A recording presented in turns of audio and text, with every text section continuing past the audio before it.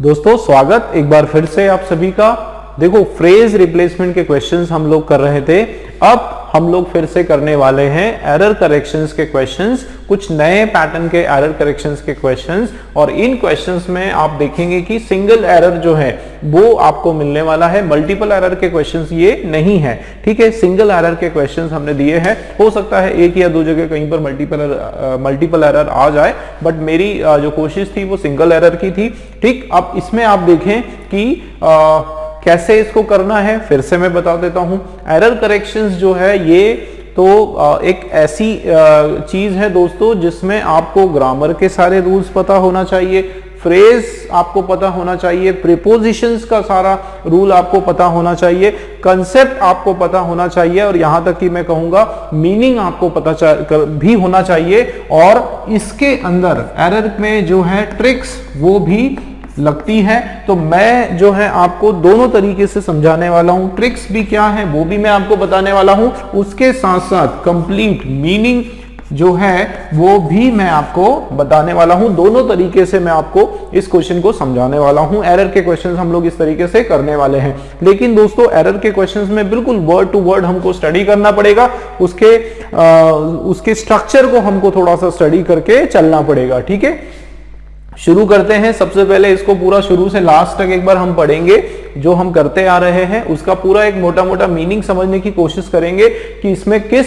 विषय में बात की जा रही है, किस विषय के बारे में बात की जा रही है, एक अंडरस्टैंडिंग होना जरूरी है। चलिए शुरू करते हैं। तो देखो शुरुआत कैसे हुई, until use of microplastics are disbanded completely and quickly irreversible damage to earth's atmosphere would continue. क्या बोला जा रहा है, देखो सबसे पहले अंटिल का मतलब होता है जब तक नहीं। ठीक है, जब तक डैश डैश डैश और नहीं, ये और ये हम यूज कर रहे हैं किसके लिए, टाइम के लिए दोस्तों। ठीक है, अंटिल जो है वो किसके लिए इस्तेमाल किया जाता है, टाइम के लिए। देखो क्या इसका मीनिंग है, अंटिल जब तक और उसके बाद कोई वर्ड आएगा, उसके बाद नहीं। तो देखो अंटिल यूज ऑफ माइक्रोप्लास्टिक्स, जो माइक्रोप्लास्टिक्स होते हैं, माइक्रोप्लास्टिक मतलब देखो अलग अलग कैटेगरी होती है प्लास्टिक की, हम उतना डिटेल में तो नहीं जाएंगे क्योंकि वो विज्ञान का विषय हो जाएगा, साइंस हो जाएगा। आप ये याद रखो कि जब तक कि माइक्रोप्लास्टिक का जो इस्तेमाल है उसको क्या नहीं किया जाए, उसको डिसबैंड नहीं किया जाए। डिसबैंड का मतलब होता है उसको पूरी तरीके से उस पर रोक ना लगाया जाए। ठीक है, उसको एक तरह से क्या ना किया जाए, उसको डिस्करेज ना किया जाए, उसके यूज को कम ना किया जाए। जब तक हम उसके इस्तेमाल को जो है लगभग कम ना कर दें, बंद ना कर दें, तब तक की बात हो रही है कि आर डिसबैंडेड कंप्लीटली, जब तक पूर्ण रूप से जो है उसके इस्तेमाल को पर रोक ना लगाई जाए, कंप्लीटली और क्विकली जब तक नहीं लगाई जाए, irreversible damage to earth atmosphere would continue. किस तरह की डैमेज होने वाली है, इररिवर्सिबल, ऐसी डैमेज जो वापस सुधारी ना जा सके। मतलब एक बार अगर वो नुकसान हुआ, उस नुकसान की भरपाई जो है वो वापस ना की जा सके, इस तरह का जो डैमेज है अर्थ के एटमॉस्फेयर पर वो होता रहेगा। भाई कब तक होता रहेगा, जब तक कि आप इस माइक्रोप्लास्टिक को डिसबैंड ना कर दो, इसको डिस्करेज ना कर दो, इसको बैन ना कर दो एक तरह से, ये इसका मीनिंग है। ठीक, ये तो हमने समझ लिया। अब देखते हैं कंसेप्ट पूरा स्टार्टिंग से। देखो अंटिल से शुरुआत हो रही है, जब तक क्या, यूज ऑफ माइक्रोप्लास्टिक। आप लोग मुझे एक चीज बताओ दोस्तों कि यहां पर हम लोग किसके बारे में बात कर रहे हैं, यहां पर सब्जेक्ट क्या है, बताओ जरा। हमारा सब्जेक्ट यहां पर क्या है, बताओ। क्या हमारा सब्जेक्ट माइक्रोप्लास्टिक्स है, क्या हम उसकी बात कर रहे हैं, या फिर क्या है, अंटिल है या फिर यूज है।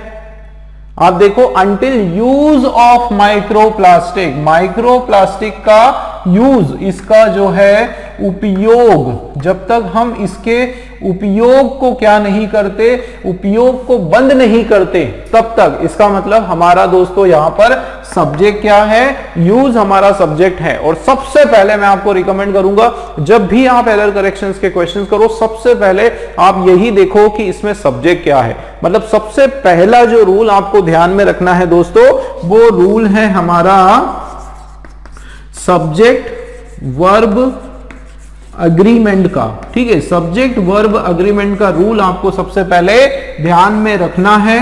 इसको शॉर्ट में हम क्या बोलते हैं, सिंटैक्स। क्या बोलते हैं दोस्तों, ये होता है सिंटैक्स का रूल, और ये बहुत इंपॉर्टेंट है हर एरर करेक्शन में। सबसे पहले तो आपको इसी हिसाब से चेक करना है। सबसे पहले चेक करना है कि मेरा सिंटैक्स का रूल जो है वो सफिशिएंट है, वो फुलफिल हो पा रहा है कि नहीं हो पा रहा है। बहुत इजी है, देखो क्या है सिंटैक्स का रूल हमारा बोलता है कि यदि हमारा सब्जेक्ट क्या है दोस्तों, सिंगुलर सब्जेक्ट है, तो हम लोगों को क्या करना है कि सिंगुलर वर्ब लगाना है। बिल्कुल इजी है भाई, सिंगुलर सब्जेक्ट अगर आता है तो वर्ब क्या होना चाहिए, सिंगुलर होना चाहिए, दैट्स इट। आगे अगर सब्जेक्ट हमारा प्लूरल होता है, ठीक है, प्लूरल सब्जेक्ट अगर हमारा होता है तो वर्ब हमारा क्या होना चाहिए, वो वर्ब हमारा प्लूरल होना चाहिए। बिल्कुल सिंपल भाई, singular subject verb singular, plural subject verb plural, बस ये ध्यान रखो। सबसे पहले इस तकाजे पर, इस बिना पर, या और क्या बोलते हैं, इस हिसाब से जो है आप चेक करो। तो देखो सबसे पहले तो ये पता करो कि सब्जेक्ट क्या है। तो यहां पर सब्जेक्ट दोस्तों यूज, उपयोग। अब उपयोग हमारा क्या है, सब्जेक्ट है। अब इस तरह के कोई सब्जेक्ट आते हैं वो हमेशा क्या होंगे, सिंगुलर। भाई एक ही हमारा सब्जेक्ट है ना, एक ही यूज है, एक ही बार का उपयोग है, तो ये हमारा क्या है, सिंगुलर। इसको सिंगुलर नाउन आप बोलो या फिर सिंगुलर सब्जेक्ट आप बोलो। तो देखो सिंगुलर सब्जेक्ट है, ठीक, तो वर्ब जो है वो कैसा होना चाहिए, सिंगुलर। देखो क्या लिखा है, यूज ऑफ माइक्रोप्लास्टिक्स आर। अब आर ये हमारा प्लूरल वर्ब है, तो आर यहां पर कैंसिल कर दो, आर के बदले जो है इज हो जाएगा। क्या हो जाएगा दोस्तों, इज हो जाएगा, मतलब बी वाले के अंदर हमारा एरर है, ठीक है। एक इस तरीके से आप चेक कर सकते हो, एक और रूल के हिसाब से भी आप इसको चेक कर सकते हो, ठीक है। देखो एक रूल क्या है, अगर हमारा सपोज नाउन वन है या फिर सब्जेक्ट वन, वैसे नाउन वन ही आप बोलो, सब्जेक्ट एक ही होता है, नाउन वन है प्लस उसके बाद कोई प्रीपोजिशन है और उसके बाद नाउन टू है, या मान लेते हैं नाउन थ्री है, 2 से 3 नाउन है, ऐसी अगर आपकी दशा बनती है, क्वेश्चन में कंडीशन बनती है, तो उस केस में जो वर्ब हमारा आने वाला है वो हम लगाने वाले हैं किससे दोस्तों, अकॉर्डिंग टू नाउन वन, ठीक, नाउन वन के अकॉर्डिंग आपका वर्ब लगने वाला है, ठीक। Verb will be according to noun one, मतलब सिंगल हुआ, नाउन सिंगुलर हुआ तो वर्ब सिंगुलर, नाउन प्लूरल हुआ तो वर्ब प्लूरल। अब देखो 99% प्रीपोजिशन में 2 या 3, सबसे ज्यादा तो ऑफ प्रीपोजिशन होगा या फॉर प्रीपोजिशन होगा, ये दो बस इस तरह के प्रीपोजिशंस आते हैं। देखो ऑफ लगा है, इसको मान लेते हैं नाउन वन, इसको मान लेते हैं माइक्रोप्लास्टिक को नाउन टू, ठीक। आप देखो कि नाउन वन आपका सिंगुलर है और नाउन टू ज्यादातर क्या होता है, प्लूरल होता है। जानबूझकर दोस्तों ये जो वर्ब है ना, ध्यान देना, ये जो वर्ब है इसके पास वाला नाउन आपको जानबूझकर प्लूरल दिया जाएगा और यहां पर भी वर्ब हमारा प्लूरल होगा। उससे क्या होगा, हम कंफ्यूज हो जाएंगे, हमको लगेगा ये प्लूरल है तो ये सही है, लेकिन आपको ऐसे नहीं देखना है। आपको देखना है कि फर्स्ट वाला हमारा नाउन कौन सा है, फर्स्ट हम किसकी बात यहां पर कर रहे हैं, हम यूज की बात कर रहे हैं, उस हिसाब से हमारा यहां पर वर्ब लगने वाला है सिंगुलर, ठीक है। क्लियर है, चलिए आगे बढ़ते हैं, फिर से रिवाइंड करके देख सकते हैं आप इसको।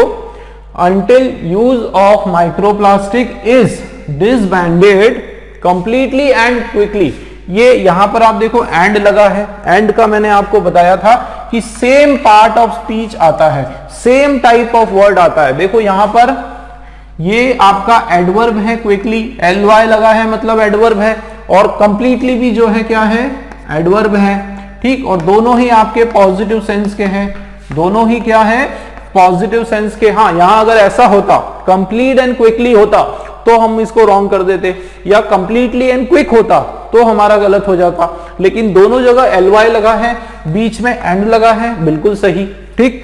तो इसमें बी के अंदर हमारा एरर है, वैसे ए के अंदर तो कोई भी एरर नहीं है, बराबर है, ठीक है। एक छोटी छोटी चीजें मैं आपको बता रहा हूं, जैसे ऑफ जो होता है उसके बाद जनरली प्लूरल होता है, तो प्लूरल लगा है। आगे बढ़ते हैं, इरिवर्सिबल डैमेज, भाई किस तरह का डैमेज, ये आपका नाउन और ये आपका एडजेक्टिव हो गया, किस तरह का डैमेज? Irreversible damage. किसको? To earth atmosphere. भाई किसके एटमॉस्फेयर को? अर्थ के एटमॉस्फेयर को। ये नाउन बिल्कुल सही है। वुड कंटिन्यू, और वुड के बाद वर्ब का फर्स्ट फॉर्म बिल्कुल आता है। ये भी मैं थोड़ा सा आपको बता देता हूं। देखो अगर आपका वुड है या कुड है या शुड है, ठीक है, ध्यान देना, शुड है या माइट वर्ड है या फिर कैन कुड, ये सारे कैन कुड, कोई भी मॉडल ऑक्सिलरी वर्ब, ये सारे के सारे आपके मॉडल ऑक्सिलरी वर्ब होते हैं। ठीक है, ये कभी भी आएंगे, ध्यान देना दोस्तों, ये कभी भी आएंगे तो इनके डायरेक्ट बाद में वर्ब का फर्स्ट फॉर्म होता है। ठीक है, इनके स्ट्रेट डायरेक्ट बाद में क्या होता है? वर्ब का फर्स्ट फॉर्म होता है। लेकिन ध्यान देना, लेकिन अगर इनके साथ हैव लगाते हैं हम लोग तो उसके बाद मेन वर्ब का थर्ड फॉर्म लगाएंगे, ये याद रखो। जैसे would have gone, would have sorry continued, इस तरह के होने वाला है। तो केवल would, should, can, could, may, might, इस तरह से कोई वर्ड है तो वर्ब का फर्स्ट फॉर्म बिल्कुल सही है। और would have, could have, should have, might have, इस तरीके से हो तो वर्ब का थर्ड फॉर्म होगा। ठीक है दोस्तों, हुआ क्लियर? तो यहां पर हमने इस पर्टिकुलर एरर करेक्शंस के क्वेश्चन के थ्रू हमने क्या क्या पढ़ा? एक तो हमने देखा सब्जेक्ट वर्ब एग्रीमेंट का रूल कि भाई सिंगुलर सब्जेक्ट तो सिंगुलर वर्ब, प्लूरल सब्जेक्ट तो प्लूरल वर्ब। इसी रूल को हमने एक दूसरे तरीके से देख लिया। नाउन वन अगर है, बीच में प्रीपोजिशन है, नाउन टू है, उस कंडीशन में वर्ब हमारा फर्स्ट वाले नाउन के हिसाब से लगने वाला है। फर्स्ट वाला सिंगुलर है तो सिंगुलर, फर्स्ट वाला प्लूरल है तो प्लूरल। बात खत्म, आगे बढ़ते हैं। एक हमने समझा कि यहां पर एंड का हमने समझा, देखो 3-3, 4-4 चीजों की स्टडी कर रहे हैं हम एक ही क्वेश्चन के थ्रू। हमने समझा कि एंड जो है वो अपने साथ सेम एकदम वर्ड लेता है। पॉजिटिव है तो पॉजिटिव होगा, ठीक है, एडवर्ब है तो एडवर्ब होगा, नाउन है तो नाउन होगा, इस तरीके से। तो देखो एलवाई बिल्कुल सही। फिर हमने देखा कि वुड जो है उसके बाद सीधा वर्ब का फर्स्ट फॉर्म आता है। ठीक है, हैव लगता वुड के बाद तो यहां पे वर्ब का थर्ड फॉर्म आ जाएगा। ठीक है दोस्तों, 3-4 कंसेप्ट हमने पढ़े। आई होप आप लोगों को बिल्कुल अच्छे से इसको समझ में आ गया होगा। आपको याद भी बिल्कुल ये रखना है। वापस आप वीडियो को देखें, बार बार इसको रिवाइंड करके। चलिए नेक्स्ट क्वेश्चन देखते हैं। चलिए दोस्तों, अगला क्वेश्चन आपके सामने, क्वेश्चन नंबर 84 हम लोग करने जा रहे हैं।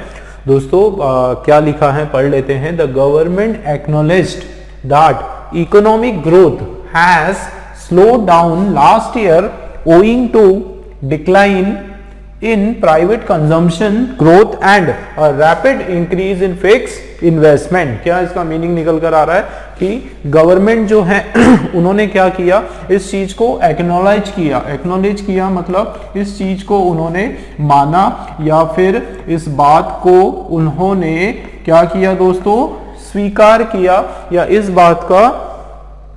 बात को उन्होंने क्या किया, स्वीकार किया कि जो इकोनॉमिक ग्रोथ है, जो आर्थिक उन्नति जो है, आर्थिक जो तरक्की है, हैज स्लो डाउन, कि वो क्या हो गई, वो स्लो डाउन हो गई। मतलब देखो हैज और उसके बाद वर्ब का थर्ड फॉर्म, मतलब ये आपका अभी सेंटेंस किस में है, परफेक्ट टेंस में है। ठीक है ना, तो स्लो डाउन हो गई। लास्ट ईयर लिखा है। अब लास्ट ईयर दोस्तों ये जो वर्ड है इसका आपका एक रूल है, मैं आपको अभी बताने वाला हूं। ठीक है, तो slow down last year owing to decline. अब ओइंग टू का यहां पर मतलब क्या होता है, देखो ओइंग टू का मतलब होता है बिकॉज ऑफ, कारण, बिकॉज ऑफ। ओइंग टू का मतलब है, ठीक है, कि किस कारण से, क्यों हुआ ऐसा। ओइंग टू डिक्लाइन, अच्छा यहां पर ई आने वाला है ना, क्वेश्चन का एरर है ये। Owing to decline in private consumption, उसका रीजन क्या है, ऐसा क्यों हुआ कि इकोनॉमिक ग्रोथ जो है वो डिक्लाइन होती गई, वो कम होती गई। उसका कारण क्या है, उसका कारण है प्राइवेट कंजम्पशन ग्रोथ और rapid increase in fix investment, की जो फिक्स इन्वेस्टमेंट था उसको उसमें इंक्रीज होना, कंजम्पशन जो है प्राइवेट कंजम्पशन के कारण और ग्रोथ के कारण। तो ये सारे अलग अलग जो सेवरल रीजंस थे उसके कारण गवर्नमेंट ने माना कि इनके कारण जो इकोनॉमिक ग्रोथ है वो धीरे धीरे क्या होती गई, स्लो डाउन हो गई।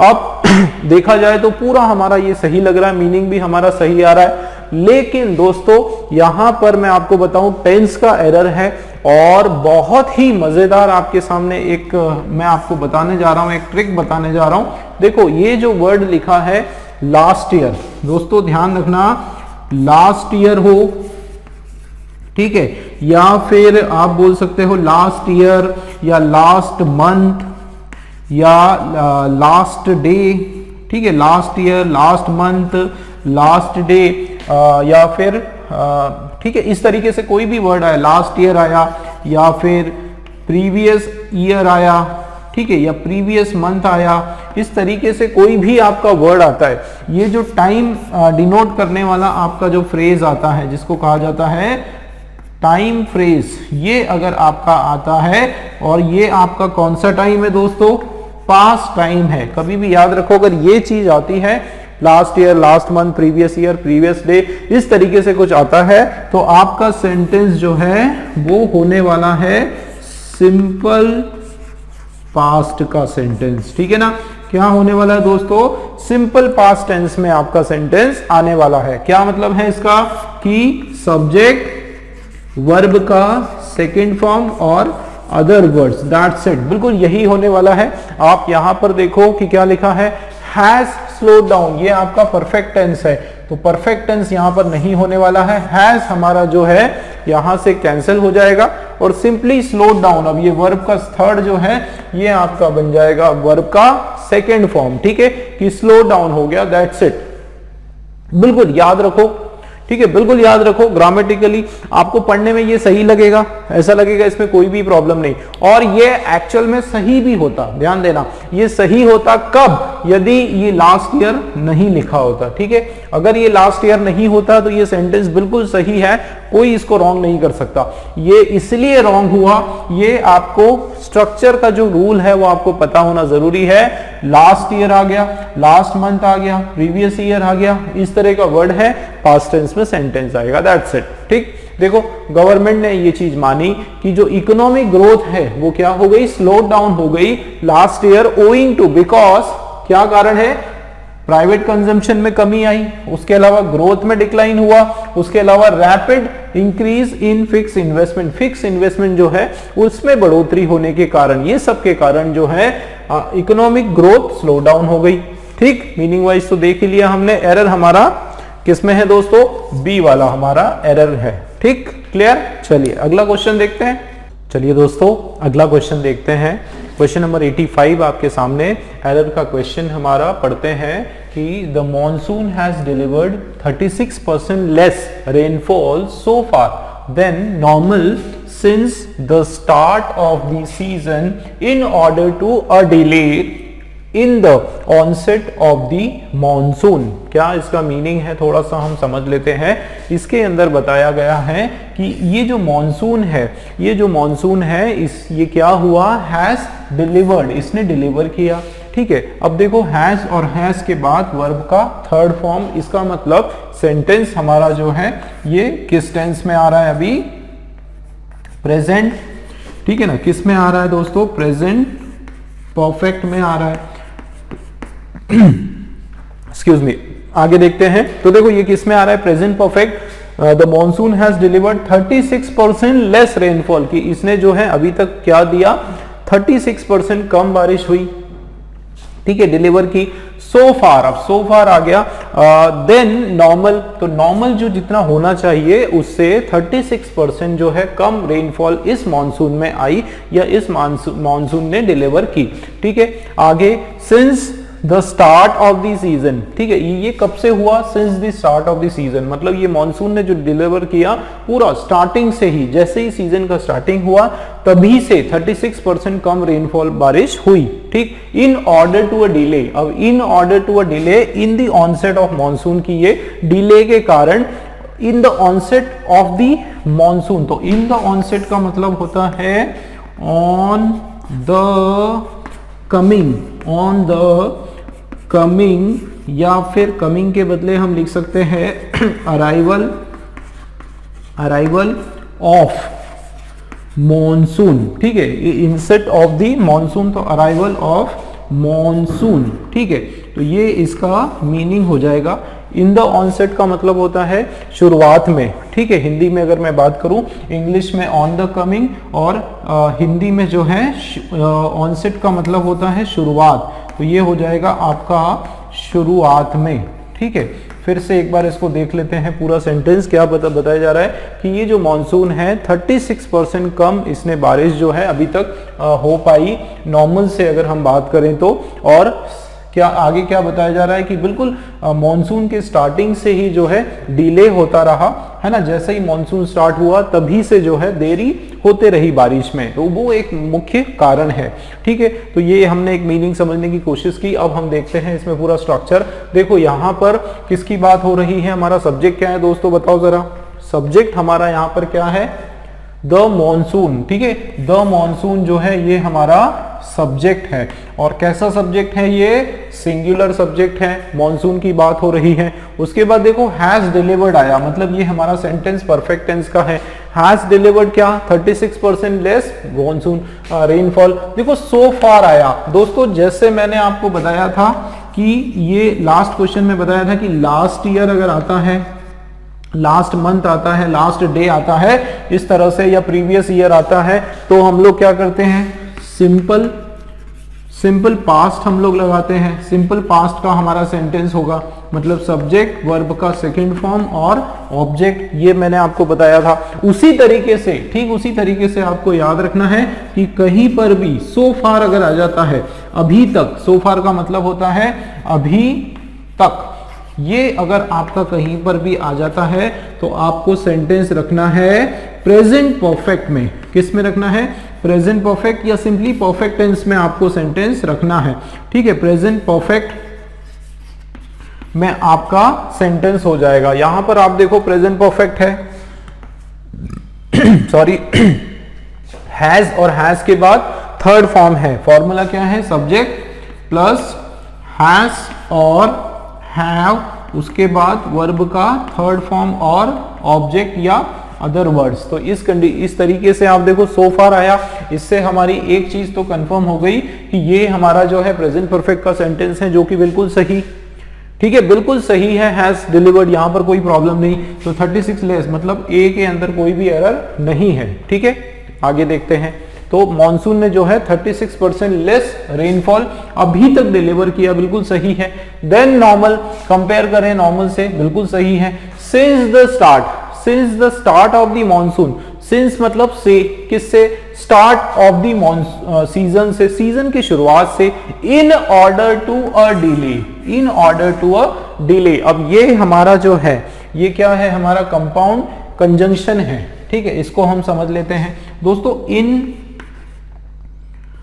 ऑर्डर, सबसे पहले देखो इसको समझते हैं, इन ऑर्डर टू, ठीक, ये हमारा क्या है, एक कंजंक्शन है, ठीक है ना, क्या है, एक कंपाउंड कंजंक्शन है। और इसका क्या मतलब होता है दोस्तों, इसका मतलब होता है फॉर, ठीक है, फॉर, या फिर आप बोलो इसको हिंदी में के लिए, ठीक है, ये इसका मीनिंग होता है। आपको एक बहुत इंटरेस्टिंग चीज मैं बताता हूं दोस्तों कि इन ऑर्डर टू जो है उसके लिए, उसके साथ, इन ऑर्डर टू के साथ याद रखना हमेशा वर्ब का फर्स्ट फॉर्म आता है, ठीक है। जैसे in order to learn new things I went there, कि भाई नई चीजें सीखने के कारण के लिए, नई चीजें सीखने के लिए मैं वहां पर गया। तो in order to learn new things, तो इन ऑर्डर टू के बाद क्या आ गया, देखो इन ऑर्डर टू के बाद हमारा आ गया वर्ब का फर्स्ट फॉर्म। क्लियर हो रहा है, ठीक है। इसी प्रकार एक और वर्ड होता है, कौन सा होता है, ओइंग टू। अब ओइंग टू जो है, ओइंग टू का मीनिंग कुछ और होता है दोस्तों। ओइंग टू का मतलब होता है के कारण, रीजन बताने के लिए, या इंग्लिश में अगर बात करें तो बिकॉज ऑफ, बिकॉज ऑफ, और ये जो ओइंग टू होता है दोस्तों ध्यान देना, उसके बाद आपका क्या आता है, नाउन आता है। या तो सीधा सीधा नाउन आने वाला है या फिर आर्टिकल प्लस नाउन आने वाला है। ठीक है, तो यहां पर आप देखो owing to a delay, article plus noun, delay यहां पर नाउन है आपका। इसका मतलब ये जो कंजंक्शन की जो प्लेसमेंट यहां पर है ये आपकी रॉन्ग हो गई, और इसके बदले जो है हम लोग क्या लगाने वाले हैं, ओइंग टू। ओइंग टू भी हम लगा सकते हैं, बिकॉज ऑफ भी लगा सकते हैं, दोनों सही हो जाएगा। ठीक है, बिकॉज ऑफ ओइंग टू दोनों सेम होता है, बट क्योंकि ये इन ऑर्डर टू है तो उससे सिमिलर, उससे रिलेटेड हमने लगा दिया ओइंग टू। तो यहां पर जो है कंजंक्शन का प्लेसमेंट आपका बिल्कुल गलत हो गया, उसका इंप्रूवमेंट हम लोग यहां पर कर रहे हैं। ठीक है, क्लियर हुआ दोस्तों। देखो पढ़ते हैं अब हम यहां से कि मॉनसून हैज डिलीवर्ड, बिल्कुल सही है, 36% लेस रेनफॉल सो फार। ठीक है, than normal since the start, शुरुआत से बिल्कुल, ऑफ द सीजन, सीजन की शुरुआत से, owing to a delay, because of delay, कारण क्या है, ओइंग टू अ डिले, किसमें, in the onset of the monsoon की, कमिंग ऑफ द मॉनसून, शुरुआत जो हुई मॉनसून की उसमें डिले हुआ, उसके कारण जो है क्या हुआ कि अभी तक इसने 36% लेस रेनफॉल डिलीवर किया। ठीक, एरर हमारा दोस्तों सी में है। ठीक, सी वाला हमारा एरर हो गया, इन ऑर्डर टू के बदले ओइंग टू आएगा। ठीक है दोस्तों, कैसा लगा एक्सप्लेनेशन? आई होप आप लोगों को जो है मेरा एक्सप्लेनेशन बहुत बढ़िया मजेदार लगा होगा, आप लोग सीख पा रहे होंगे इसी तरीके से। चलिए अगला क्वेश्चन भी देखते हैं। चलिए दोस्तों अगला क्वेश्चन देखते हैं, 86 वाला question. There is going to be a debate on if rejecting RCEP is good for India from the standpoint of trade, employment and poor. इस तरह का यहाँ पर सेंटेंस है कि क्या इसमें मोटा मोटा क्या बोला जा रहा है कि there is going to be a debate, कि इस बात पर जो है क्या होने वाला है, एक डिबेट होने वाला है, वाद विवाद होने वाला है, बहस इस बात पर जो है होने वाली है। और डिबेट ऑन किस चीज पर, इफ रिजेक्टिंग, की यदि, है ना, यदि हम क्या करें, ये जो RCEP है ना, कोई एक बॉडी है या कुछ भी है XYZ, RCEP को रिजेक्ट करने पर ये हमारे लिए, देश के लिए, इंडिया के लिए अच्छी है, from the standpoint of trade employment, कि क्या ये ट्रेड एम्प्लॉयमेंट और पुअर के लिए ये RCEP को रिजेक्ट करना, क्या ये अच्छा है, इस बात पर जो है क्या हो रही है, बहस हो रही है, या इस बात पे जो है बहस होने वाली है। ये हमारा इसका मीनिंग आ गया। ठीक है, तो देखते हैं शुरू से। There is going to be, अब देखो गोइंग टू बी, अब बी आया, अब बी के बाद क्या, जैसे मैंने बताया था आपको दोस्तों, बी जो वर्ड है मैंने आपको बताया था कि बी के बाद अगर हम नाउन लगाएंगे, ध्यान देना, बी के बाद अगर नाउन लगाएंगे तो वो हमेशा आर्टिकल के साथ आने वाला है, कभी भी अकेला नाउन नहीं आएगा।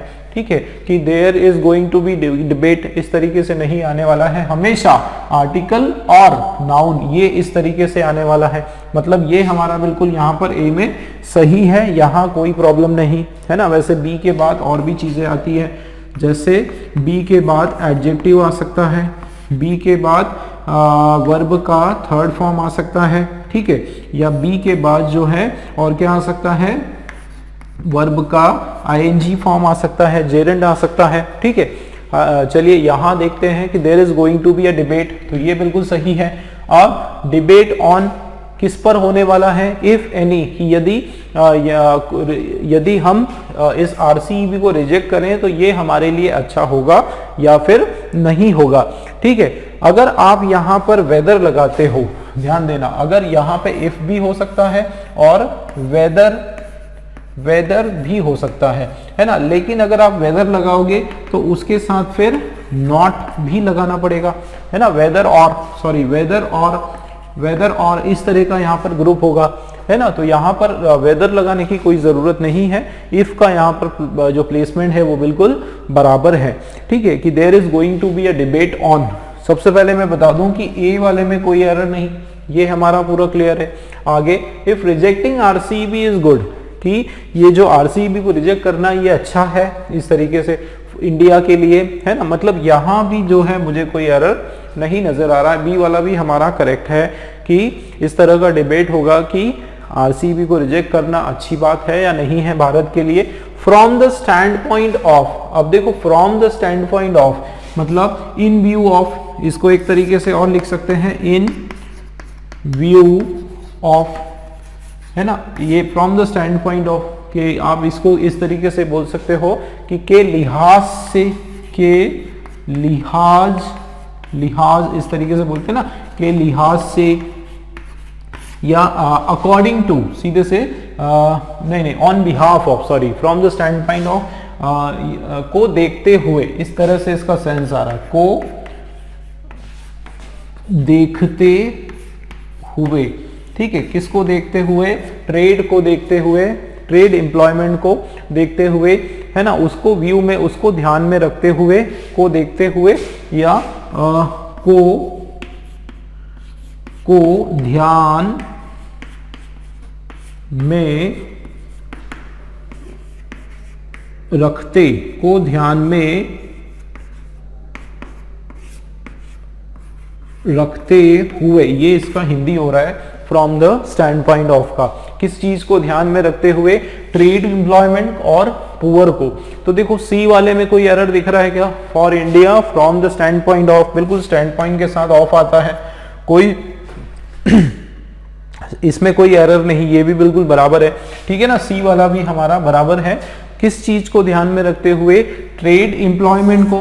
ध्यान देना दोस्तों, ट्रेड एम्प्लॉयमेंट आपका एक कंपाउंड नाउन है, क्या है ये, कंपाउंड, मतलब दो वर्ड का एक सिंगल नाउन जो आपका बना हुआ है, इसको बोलते हैं कंपाउंड नाउन, ठीक है, नाउन है, और उसके बाद आप देखो क्या लगा है, एंड लगा है, और फिर पुअर लगा है, तो यहां पर ये पुअर आपका रॉन्ग हो जाएगा दोस्तों। क्यों रॉन्ग होगा, क्योंकि पुअर जो है, याद रखना, पुअर जो वर्ड है दोस्तों, ये यहां पर एडजेक्टिव की तरह आ रहा है, किसकी तरह आ रहा है, एडजेक्टिव की तरह। लेकिन आपको याद होगा कि मैंने आप लोगों को बताया था कि एंड जो होता है, एंड के दोनों तरफ सेम सेंस के वर्ड हम लगाते हैं, क्या लगाते हैं दोस्तों, सेम सेंस के वर्ड हम लोग लगाते हैं। मतलब अगर नाउन है तो इधर भी नाउन होगा, सेम सेंस का होना चाहिए, पॉजिटिव तो पॉजिटिव होना चाहिए, अगर पास्ट टेंस का नाउन है तो पास्ट होना चाहिए, प्रेजेंट का है तो प्रेजेंट होना चाहिए, कंटिन्यूस टेंस का है तो इधर भी कंटिन्यू होना चाहिए, वर्ब फर्स्ट फॉर्म है तो यहां भी फर्स्ट फॉर्म होना चाहिए, वर्ब आईएनजी है तो यहां भी आईएनजी होना चाहिए, बिल्कुल एकदम सेम सेंस के वर्ड दोनों साइड होना चाहिए। यहां पर आप देखो एंड के जस्ट पहले क्या है, आपका नाउन है, ठीक है, आपका नाउन है, मतलब इधर भी हमारा ये एडजेक्टिव तो नहीं होने वाला है, कम से कम नाउन होगा। और पुअर का जो नाउन फॉर्म है दोस्तों, पुअर का जो नाउन फॉर्म है वो हमारा बन जाएगा पावर्टी, ठीक है ना, क्या हो जाएगा दोस्तों, पावर्टी हो जाएगा, ठीक है। अब पुअर जो है, अगर ध्यान दो, ये वैसे तो पुअर जो है क्या होता है, एडजेक्टिव होता है। अगर मैंने लिखा द पुअर, ध्यान देना, अगर मैंने लिखा द पुअर तो ये आपका नाउन हो जाएगा। पता है क्यों, क्योंकि यहां पर द पुअर मतलब मैं किसी इंसान की बात कर रहा हूं, ठीक है, द पुअर बॉय, ठीक है, या द पुअर मैन, इस तरीके से, the poor has nothing to eat, poor लोगों को खाने को कुछ नहीं है, इसका मतलब किसकी बात कर रहा हूं, उस इंसान को खाने को कुछ नहीं है। तो जब मैं पुअर शब्द का इंसान से रिलेटेड यहां पर बात करूं तो वो आपका नाउन हो जाएगा। तो द पुअर का मतलब है पुअर पीपल, क्या मतलब है, पुअर पीपल, उस हिसाब से यहां पर नाउन हो जाएगा। लेकिन यहां हम किसकी बात कर रहे हैं, किसी इंसान की मैं बात नहीं कर रहा हूं। देखो यहां पर सेंस क्या आ रहा है, ट्रेड एम्प्लॉयमेंट, जो ट्रेड का जो रोजगार है उसकी बात हो रही है, और उसके साथ साथ पुअर पावर्टी की बात हो रही है। मतलब यहां पर ध्यान देना दोस्तों, यहां पर जो नाउन है वो आपका कौन सा है, एब्स्ट्रैक्ट नाउन है। कौन सा नाउन है, एब्स्ट्रैक्ट नाउन है, भाववाचक संज्ञा है। तो उस साइड भी जो है क्या होने वाला है, भाववाचक संज्ञा आपका आने वाला है, पावर्टी, ठीक है, पावर्टी आपकी एब्स्ट्रैक्ट नाउन हो जाएगा। तो उस हिसाब से मैंने बताया था कि एंड के दोनों साइड सेम सेंस के वर्ड आना चाहिए, तो यहां पर एब्स्ट्रैक्ट नाउन हो गया, ठीक है। कोई भी इस तरह से कंफ्यूज नहीं होना, क्योंकि अगर यहां पर द पुअर होता तो मतलब हम किसी पुअर पर्सन की बात कर रहे होते, ठीक है, लेकिन क्योंकि हमको सेम सेंस का वर्ड चाहिए इसलिए पावर्टी जो है यहाँ पर एरर हो, सही आंसर हो जाएगा, पुअर रॉन्ग हो जाएगा। इसका मतलब डी जो है इसके अंदर एरर है दोस्तों, ठीक है। डी वाला हमारा रॉन्ग है, बाकी कोई प्रॉब्लम नहीं, बाकी बिल्कुल पूरा क्वेश्चन आपका करेक्ट है। ठीक है, चलिए अगला क्वेश्चन देखते हैं। चलिए दोस्तों, अगला क्वेश्चन आपके सामने, question number 87। The reason why Delhi is struggling with exceptionally polluted air every year is failure to curtail pollution from year-round sources। क्या इसका मीनिंग निकल कर आ रहा है? देखो यहां पर हम बात कर रहे हैं किसकी?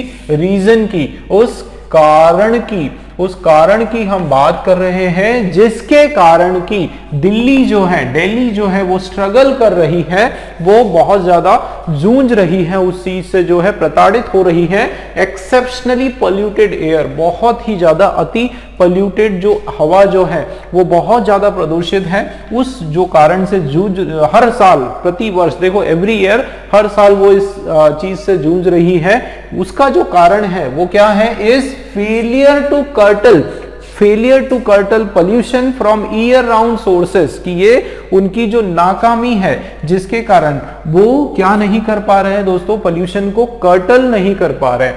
कर्टल का मतलब रोक नहीं पा रहे हैं। ठीक है, रोकना, क्या नहीं रोक पा रहे हैं? पोल्यूशन कहां से? जहां से वो आता है ईयर राउंड सोर्सेस, मतलब जो अब सीधी सरल भाषा में अगर मैं आपको ये समझाऊं तो ये है इसका मीनिंग कि जो दिल्ली आज जो स्ट्रगल कर रही है, मतलब इतना ज्यादा वहां की जो हवा है उसमें प्रदूषण इतना ज्यादा है, इतना ज्यादा पोल्यूशन है कि वहां पर लोगों को दिन में भी जो है कुछ दिखाई नहीं देता है, और उसका पोल्यूशन इंडेक्स जो है दिन पे दिन जो है वो बढ़ता जा रहा है, और उसको मोस्ट पोल्यूटेड सिटी का दर्जा भी दिया गया है काफी सारी शहरों के कंपेयर करें तो।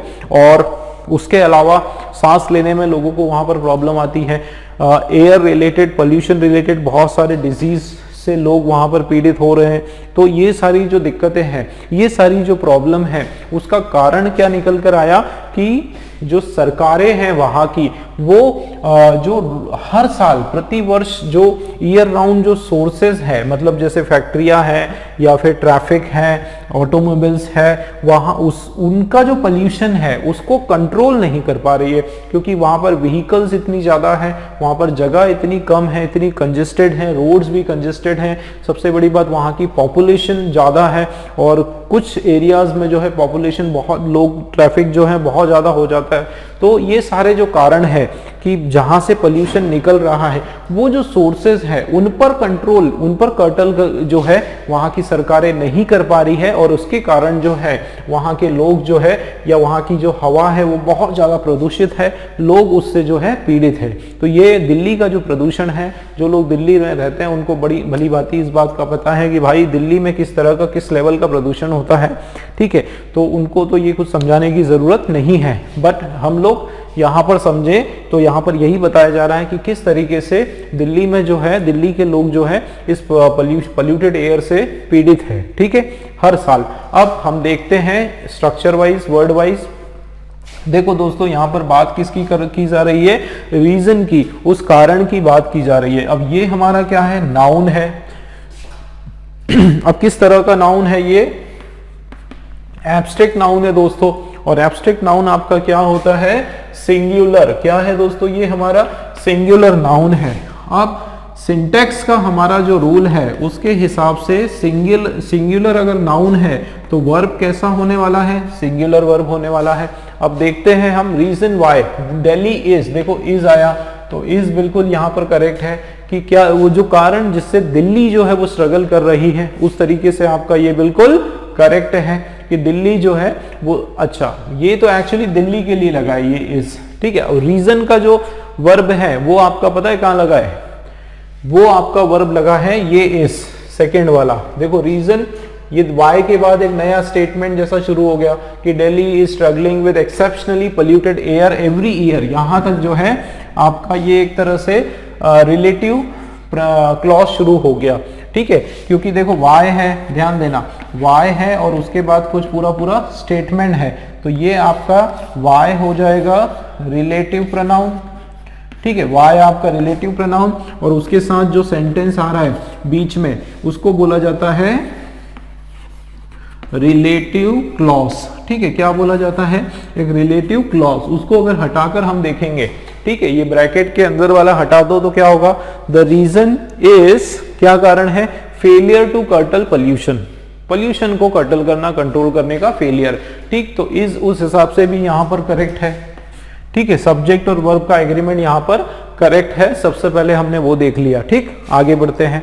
अब देखो रीजन वाई दिल्ली इज, बिल्कुल ये पैटर्न है, इस तरह का आता है। Reason why you are happy, the reason why I am angry, इस तरीके से बोलते हैं ना कि भाई the reason why I am angry is because of your behaviour, इस तरीके से बिल्कुल सही है ये। तो reason why Delhi is struggling, यहां तक ठीक लग रहा है। ठीक, विथ एक्सेप्शनली पॉल्यूटेड, कैसा, एक्सेप्शनली पॉल्यूटेड एयर, देखो ये है आपका वर्ब का सेकेंड फॉर्म। ठीक, और ये आपका है एडवर्ब, क्या है, एक्सेप्शनली एडवर्ब, तो ये भी बराबर है। अब देखो दोस्तों यहां तक बिल्कुल हमको सही लग रहा है, ए भी हमारा सही लग रहा है और बी भी हमारा सही लग रहा है कि भाई वो कारण क्यों दिल्ली इतना ज्यादा स्ट्रगल कर रही है पॉल्यूटेड एयर से। एवरी ईयर, यहां क्या आ गया दोस्तों, एवरी ईयर। अब इसने पूरा गेम चेंज कर दिया दोस्तों। कैसे चेंज कर दिया, देखो फिर से मैं आपको रिवाइंड करवाता हूं, पीछे लेकर चलता हूं। अगर यहां लिखा हो, याद रखना दोस्तों, अगर लास्ट ईयर लिखा होता, ध्यान देना, लास्ट ईयर लिखा होता है तो हम लोग सेंटेंस लिखते हैं सिंपल पास्ट में, ये मैंने बताया था फर्स्ट क्वेश्चन में। ठीक है, फिर मैंने बताया था सो फार वर्ड अगर आपको कहीं लिखा हुआ दिख जाए तो हमारा सेंटेंस हो जाएगा प्रेजेंट परफेक्ट में।